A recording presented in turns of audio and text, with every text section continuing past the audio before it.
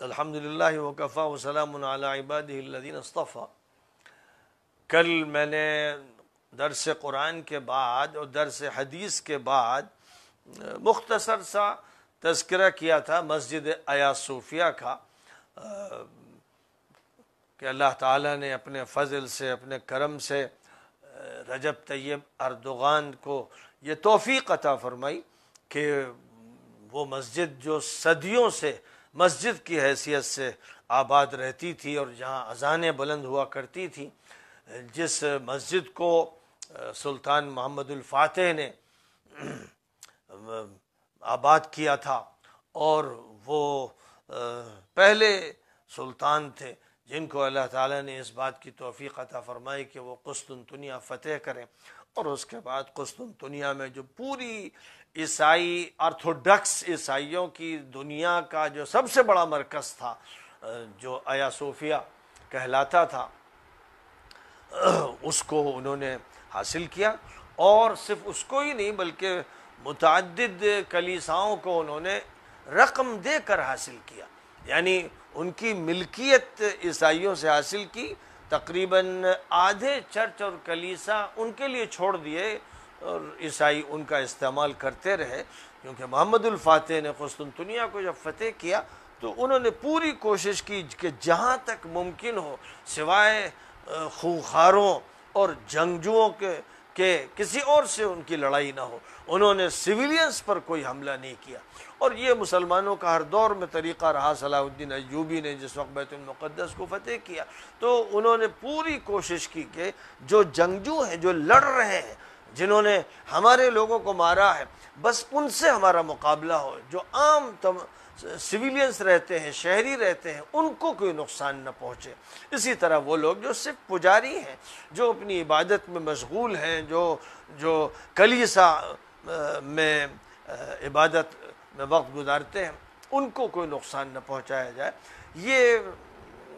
صلاح الدین ایوبی نے بھی کیا، اور اسلام کی یہی تاریخ ہے، پوری دنیا میں یہی تاریخ ہے، یہ ایک امتیاز ہے مسلمانوں کا کہ جہاں پر بھی انہوں نے فتوحات حاصل کی ہیں وہاں انہوں نے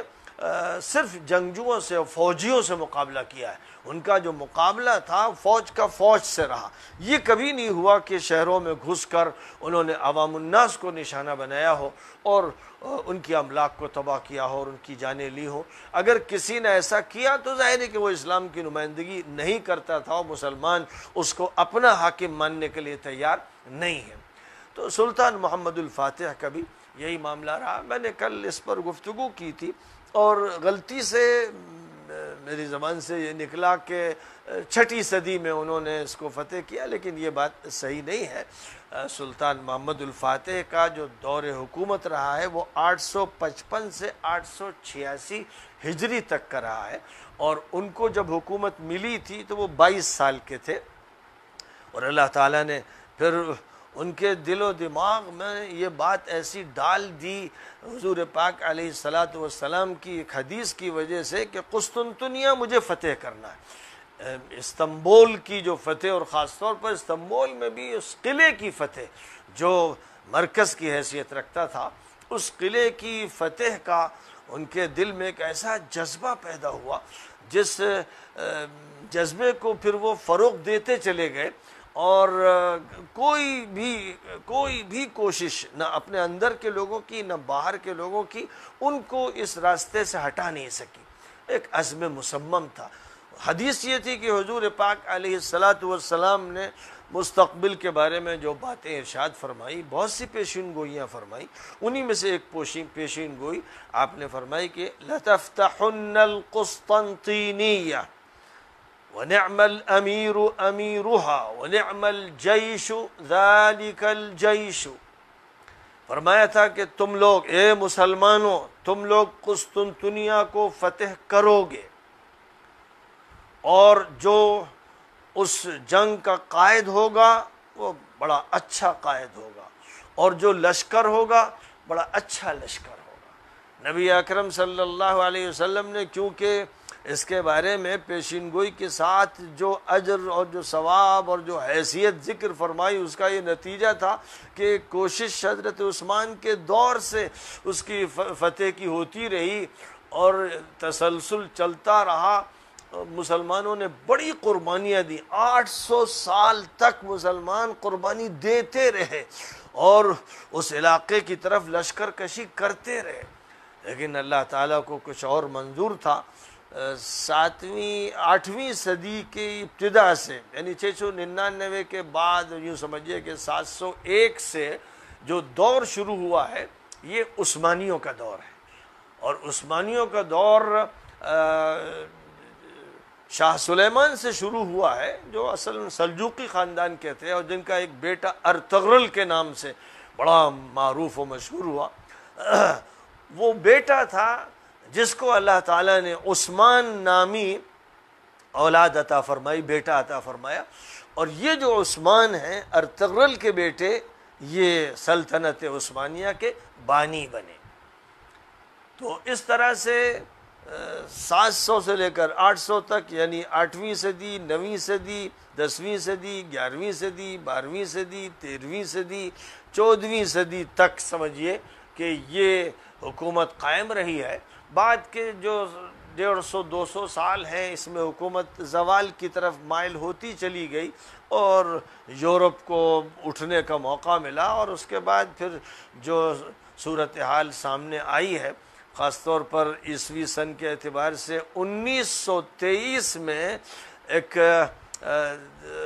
دونم قبیلے کا یہودی کمانڈر جو چالاکی سے فوج میں داخل ہوا اور اس کو کمانڈر شپ حاصل ہو گئی جس کو مصطفیٰ کمال کے نام سے جانا جاتا ہے. اس شخص نے فوج پر قبضہ کر کے فوجی انقلاب برپا کرنے کے بعد خلافت عثمانیہ کا خاتمہ کر دیا اور سلطان عبدالحمید ثانی عثمانی کو گرفتار کروایا. یہ وہ سلطان تھے کہ جن سے یہودیوں نے 1000 کوششیں کر کے یہ چاہا تھا کہ وہ فلسطین کی زمین کا کچھ حصہ ان کو دے دیں. تو سلطان عبدالحمید عثمانی نے کہا تھا کہ میری لاش پر فلسطین مل سکے تو مل سکے، میرے جیتے جی فلسطین کی 1 انچ زمین میں کسی یہودی کو نہیں دے سکتا ہوں. یہ وہ سلطنت عثمانیہ کے غیور و خوددار اور جعلی سلاطین تھے جن کی خدمات کا تعلق پورے عالم اسلامی سے رہا. وہ کسی ایک ملک کو صرف نہیں دیکھ رہے تھے بلکہ اللہ تعالیٰ نے ان کو یہ توفیق عطا فرمائی تھی کہ وہ پورے عالم اسلامی پر نگاہ رکھیں. اور جو خلافت تھی، خلافت عباسیہ کا جو امتداد تھا اور تاتاریوں نے جس کا خاتمہ کر دیا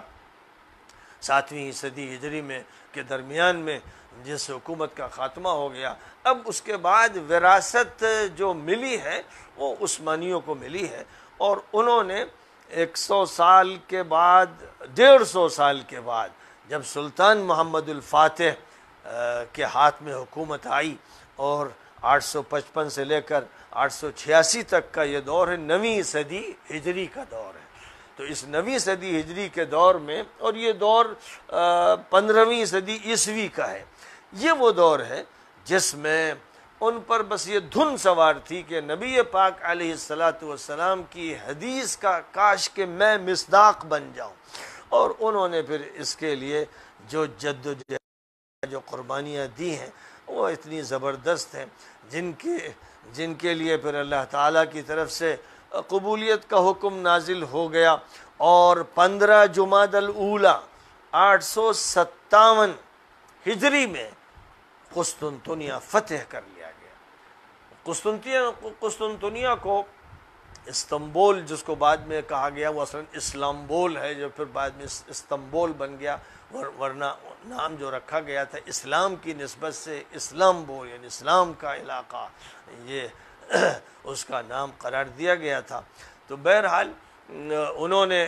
جب استنبول کو فتح کیا اور قلعے کو فتح کیا جس کی بڑی عظیم داستان ہے اور بڑی حیرت انگیز ہے، بہت ہی تعجب خیز ہے،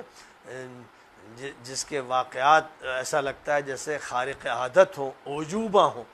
لیکن بہرحال جب انسان ارادہ کرتا ہے، فیصلہ کرتا ہے تو اللہ تعالیٰ کی مدد ہوتی ہے. تو 857 ہجری میں انہوں نے اس کو فتح کیا اور اس کے بعد عیسائیوں کو انہوں نے امان دیا.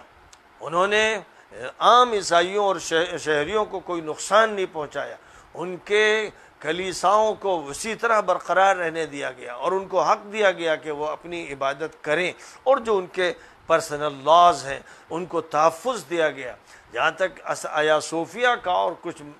گرجاؤں کا تعلق ہے، ان کو انہوں نے خریدا، عیسائیوں سے خریدا، اور یہ ایک ایسا واقعہ ہے جو جاننے والوں کے لیے معمول کے مطابق ہے۔ آج سینکڑوں مسجدیں ہیں برطانیہ میں، فرانس میں، امریکہ میں، جو گرجا خرید کر بنائی گئی، اور میں دسیوں ایسی مسجدوں میں نماز پڑھ چکا ہوں جو پہلے گرجا تھی، برطانیہ میں، فرانس میں، جرمنی میں، اور دنیا کے مختلف ملکوں میں میرا جانا ہوا اور دیکھنا ہوا کہ گرجاؤں کو مسجد میں منتقل کیا گیا۔ ظاہر ہے کہ مسلمان تو وہاں اقلیت میں ہیں اور کمزور ہیں، اور جن ملکوں سے تعلق رکھتے ہیں وہ ملک مجبور رہے ہیں، سامراج کا شکار رہے ہیں، لیکن مسلمانوں نے کوشش کر کے اور رقم جمع کر کے، جو قریب کے عیسائی تھے ان کو رقم دی، وہ اپنا گرجا بیچنا چاہتے تھے کیونکہ گرجا خالی پڑا تھا، اب گرجا میں لوگ آتے ہی نہیں، اور یہ 20 سال سے یہ صورتحال ہے کہ گرجا ویران ہو گئے۔ اب ان کی ویرانی کے بعد وہ پریشان تھے کہ کوئی پوجا کرنے، کوئی عبادت کرنے، کوئی پریئر کرنے آ ہی نہیں رہا ہے، تو اب ان کو لے کر سنبھالنے کی ضرورت نہیں ہے، اور ان پر خرچے بہت زیادہ ہیں، بڑی بڑی بلڈنگیں، تو وہ بلڈنگیں انہوں نے لوگوں کے ہاتھ بھیج دی، اور خاص طور پر مسلمانوں نے اس سلسلے میں پیش قدمی کی، انہوں نے جو بھی رقم وہ جمع کر سکے ان کے مطالبے کے مطابق وہ رقمیں ان کو دی اور ان سے گرجے حاصل کیے۔ آج بہت سے گرجا گھر ہیں جہاں مسجدیں چل رہی ہیں، بہت سے ایسے ہیں جہاں اسکول چل رہے ہیں، اسلامک اسکول چل رہے ہیں، اور ایسے گرجا گھر موجود ہیں جہاں دینی تعلیمی ادارے چل رہے ہیں۔ تو یہ ایک ایسا معمول ہے جس کو آج کی دنیا جانتی ہے، اور اس کا تجربہ یورپ کے مسلمانوں کو ہوا ہے۔ تو ایسے ہی انہوں نے ان مسجدوں کو، ان کلیساؤں کو خرید لیا تھا اور ان کو وقف کی حیثیت دے دی تھی۔ پھر سلطان محمد الفاتح نے باقاعدہ وقف نامہ لکھوایا جس میں اس بات کی وضاحت کی کہ یہ میری طرف سے اوقاف ہیں، یہ عمارتیں اور یہ فلاں فلاں جگہیں میری طرف سے مسلمانوں کے لیے وقف کی جا رہی ہیں، اور آیا صوفیہ کے بارے میں خاص طور پر لکھا کہ میں نے اس کو اب مسجد کی حیثیت دی ہے، میرے وقف میں یہ داخل ہے، میں نے اس کو خریدا ہے، اور آئندہ جو بھی اس کو بدلنے کی کوشش کرے گا، اس کو پھر سے کلیسا بنائے گا یا نماز یہاں پر بند کروائے گا، اذان بند کروائے گا، اس پر خدا کی لعنت ہو، فرشتوں کی لعنت ہو، نبیوں کی لعنت۔ یہ بد دعا لکھی ہے محمد الفاتح نے، اور وصیت نامہ لکھا ہے، تو ان کا وقف نامہ آج بھی موجود ہے، اور سوشل میڈیا پر ترکی کی طرف سے سرکاری میڈیا پر بھی وہ وقف نامہ دکھایا بھی گیا ہے۔ تو 9ویں صدی سے لے کر آج ہم لوگ اس وقت 15ویں صدی ہجری میں ہیں، تو اس اعتبار سے جو دور گزرا ہے وہ تقریباً 600 سال کا دور ہے، اور اس میں چیزوں کو محفوظ رکھا گیا ہے۔ سلطان محمد الفاتح کی قبر اور ان کے جو اوقاف ہیں وہ سب محفوظ ہیں۔ جو اس میں بگاڑ پیدا کیا تھا مصطفیٰ کمال اور اس کے ٹولے نے، اب اس کو ختم کرنے اور پھر دوبارہ سلطان محمد الفاتح کی وصیت کے مطابق عمل کرنے کی ایک کوشش شروع کی گئی ہے، اور سلطنت عثمانیہ کا جو وقار تھا، جو اس کی حیثیت تھی، جو عظمت تھی، اس کو دوبارہ حاصل کرنے کی کوششیں بہت سے مصلحین نے شروع کی، جن میں جناب نجم الدین اربکان رحمۃ اللہ علیہ کا سب سے بڑا دخل ہے۔ انہوں نے سیاسی اعتبار سے، معاشی اعتبار سے، تنظیمی اعتبار سے زبردست کوششیں کی، اور ظالم مجرم اور ایجنٹ فوج نے 2 مرتبہ ان کی پارلیمنٹ کو توڑا اور ان کو جیل میں رکھا، لیکن وہ اپنے عہد کے پکے رہے، اور جب تک جیتے رہے وہ اسی کے لیے کام کرتے رہے۔ پھر اللہ تعالیٰ نے ان کے شاگرد رشید رجب طیب اردوغان سے یہ کام لیا ہے، اور ہم سب کی پوری ملت کی دعائیں ہیں کہ اللہ تعالیٰ ان سے وہ کام لے کے خلافت عثمانیہ کا جو دور ہے، ماضی کا جو ان کا دور ہے، جو ان کا شاندار عہد رفتہ ہے، وہ پھر واپس آئے۔ مسلمانوں کو چاہیے کہ اس کے لیے وہ دعا کریں، کیونکہ ظاہر ہے کہ بغیر خلافت کے مسلمانوں کی جو زندگی ہے وہ جاہلیت کی زندگی ہے۔ حضور پاک علیہ السلام نے اس کو لازمی قرار دیا ہے کہ مسلمانوں کا کوئی ایک خلیفہ ہو، اور اب جو مسلمانوں کی حکومتیں ہیں، اور سب سے زیادہ وہ حکومت کے جو جزیرۃ العرب میں یعنی حرمین کی سرزمین پر قائم ہے، وہ کھلے بندوں، پہلے چھپ کر اب کھلے بندوں، وہ یہودیوں کی ایجنٹ ہیں، اور یہ بات اب اتنی زیادہ واضح ہو چکی ہے، اور انہوں نے بھی اپنی بے شرمی اور بے حیائی کا اتنا ثبوت دیا ہے کہ وہ اور ان کے جو بھی حوالی موالی ہیں، جو الائنس ہے ان کا، اس نے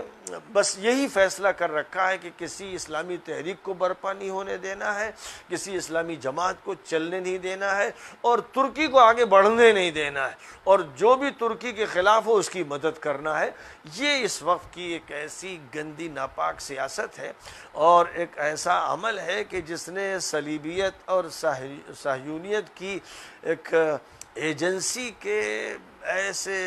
نمونے پیش کر رکھے ہیں، اور وہ بھی سرزمین حرمین میں، کہ مسلمانوں کا دل دکھا ہوا ہے، ان کا جسم زخمی ہے، مسلسل ان پر چوٹیں لگ رہی ہیں۔ جو بھی رپورٹس دیکھتے ہیں، اور جو بھی ٹی وی اسٹیشنز کی چیزیں بھی سنتے ہیں، اور جن کے پاس بھی وثائق اور ڈاکومنٹریز اور معلومات ہیں، جو کچھ